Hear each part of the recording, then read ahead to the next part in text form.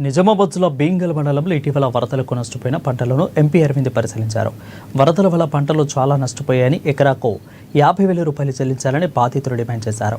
ఇక వరద బాధితులను ఆదుకోవడంలో ప్రభుత్వం విఫలమైందని ఎంపీ అరవింద్ ఆరోపించారు. వరద బాధితులను ప్రభుత్వం వెంటనే ఆదుకోవాలని కోరారు. తక్షణ సాయం కింద 50,000 రూపాయలు ఇవ్వాలని అన్నారు. అనేక చోట్ల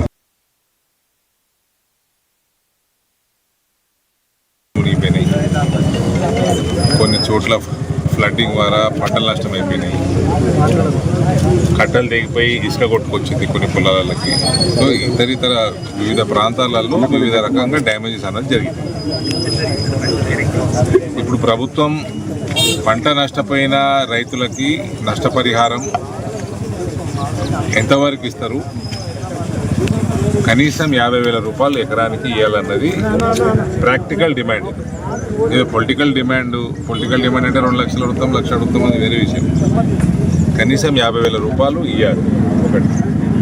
రెండోది, ఎప్పుడు ఎక్కువ నష్టపోయేది ఇసుక కొట్టుకొస్తుంది పొలాలకు. ఇసుక కొట్టుకొచ్చినప్పుడు వీళ్ళు ప్రభుత్వాలు, ఇంతకుముందున్న ప్రభుత్వం అయితే కేసీఆర్ ప్రభుత్వం, అది దాని అంత పనికిమాల ప్రభుత్వం ఇంకోటి లేకుండా. ఇక్కడ ప్రశాంత్ రెడ్డి ఎమ్మెల్యేగా ఉన్న ఈ నియోజకవర్గంలో చెక్ డ్యామ్లు డిజైన్లు ఒకటి, ఆయన ఎస్టిమేట్లు పెంచుకోవడానికి, ఆయన మనుషుల కమిషన్లు ఎక్కువ ఇప్పించుకోవడానికి హైట్ పెంచేసి ఆ హైట్